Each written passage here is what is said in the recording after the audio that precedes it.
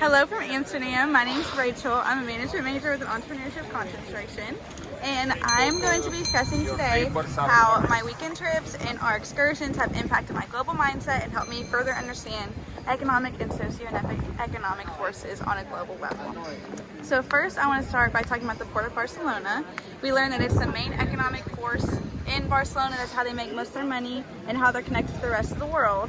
On a macroeconomic level, it can be affected by weather, or if tourism slows down, they can not make as much money. And then with the TV station, it's important for them to do economic analyses regularly to assess what the people of Spain want to see or what they need to see on their news stations.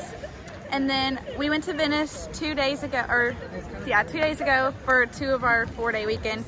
And their main economic driver is tourism. My brother lives in Italy, and he called Venice like a,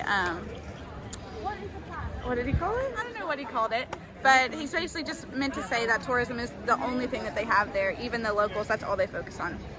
And then we went to Padua, which is a city in Italy where my brother lives, and we were able to see a bunch of Roman ruins in the city because the city itself is thousands of years old, as of the rest of Italy, and it was just a really cool experience to see what they live, or how they live like.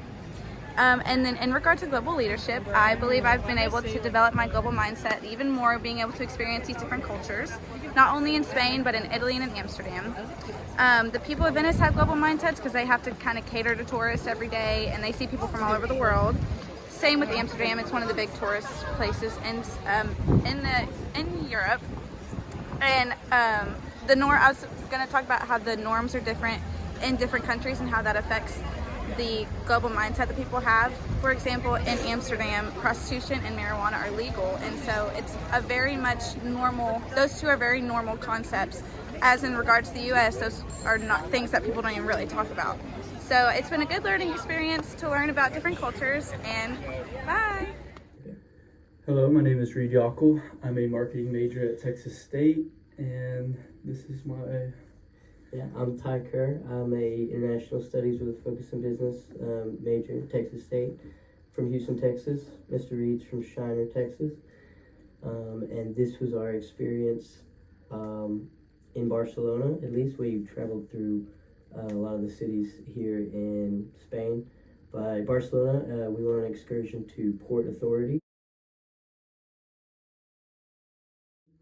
And there we got to see how they put a great bit of time and money into ensuring that, you know, the global trade that comes through Barcelona is regulated and making sure it operates perfectly. We also got to go on a boat tour to experience, you know, the rest of the port and see just kind of how huge everything is there and how it, you know, all kind of works together. We also visited Parliament, and that was an interesting experience because we were able to see just how complex their political system is and how it operates on a much different level than America's political systems. It's not two parties, and especially here in Barcelona, there's a huge importance on the Catalonian political presence and getting their representatives into Parliament and sharing the ideas that they care about on like a national level. Yeah, so this weekend, Ty and myself and 2 buddies of ours had a little excursion across Spain, and the first place we went to is a town called Tarragona.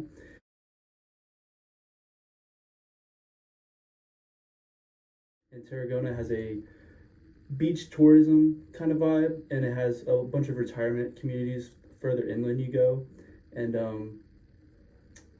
it has a lot of the same vibes as some Gulf places in Mexico and Texas, the Gulf of Mexico, and the retirement communities that are scattered throughout the town. There's less of a focus on tourism, and there's a lot of English-speaking people there as well. So on our excursion around Spain, we had quite a weird experience. One of the weirdest things that happened was missing our train and getting on the wrong train. I remember specifically being on the train whenever they told us that we got the wrong tickets, and I said, "Lo siento, pero estamos americanos," and the whole train like erupted in laughter because they knew that we were just some stupid Americans that got lost on the wrong train. We ended up getting dumped in the middle of nowhere. Literally in the middle of nowhere. Yeah, literally. You just dropped us off at the first stop. And and it was just like middle of nowhere. There were only two hardly English speaking workers that worked with the trains, and we used their help to get to another stop, which then at around midnight we had to take a taxi all the way to our first real destination of the night, Valencia. which was, to Valencia. It was like €190 taxi. Yeah, it was pretty crazy. It was definitely a weird night for sure. In Valencia, you can honestly tell, in contrast to Barcelona, there was less of a focus on tourism and more of a focus on like inner city and kind of like citywide economic processes and economic kind of things like that. And it was more like a San Antonio vibe, where it seemed like it was a tourist destination for people within Spain rather than people outside of Spain, like Madrid and Barcelona are. You definitely only really felt the tourist vibes once you went into like the castle walls. Yeah. And kind of felt like Disney. I don't remember what that castle was called. It was Castle Torres de Serrano. Yeah, and so we visited that castle, and once you walk in there, you walk through the castle, and then there's these little alleyways, kind of like how Barcelona set up with their alleyways, and they kind of felt like Disney World when you walked in there. Yeah. Like a big tourist spot. Definitely didn't feel real in some parts. It just kind of felt like it was all made up, designed to be just a tourist location, but definitely like the classic European sites that you would expect as an American.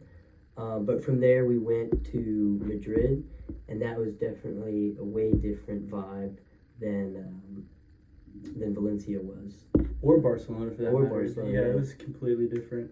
One thing that stood out to me with their business culture, at least their small businesses, the small businesses here, every now and then someone tries to pull you in. It's like, oh, come eat here, come eat here. Everybody in Madrid, like we had 6-7 people talking to us at once, trying to just pull us into their restaurants. It was insane. It was crazy. They definitely have a huge focus on history, and even all the museums that we went to, and like the parks, like it was like a focus completely on like the history of Spain, rather like here in Barcelona they focus on Catalonian history and like that kind of whole experience that they've had, you know, being like this entire society included within Spain. And there was also a much older population, not like super older, but like more people in their 30s. I feel like Barcelona's a younger city, and Madrid was like definitely monetarily focused. They focused on their monetary gains over society and culture, and I feel like it's comparable to Houston, to where it's like an economic and political powerhouse of Spain. Being the capital, I could see that, but you know, compared to Barcelona, Barcelona is very like a social and cultural place. But yeah, that was our experience here in Spain, traveling around. Definitely a weird one, definitely one for the one books. to remember. Yes, of course. Ciao, Professor. We just got back from our weekend trip in Rome, which was absolutely amazing. Getting to walk around and experience the culture of Italy, and especially Rome, was just absolutely incredible. One of the highlights of the trip for me was definitely walking around the Colosseum and the Roman Forum, just because getting to like stand there in the Forum and experience and try to visualize and experience what it would have been like back when the ancient Romans, like thousands of years ago, would be walking around and seeing it was just incredible. Like, as a history buff, that was definitely one of my favorite things that we did.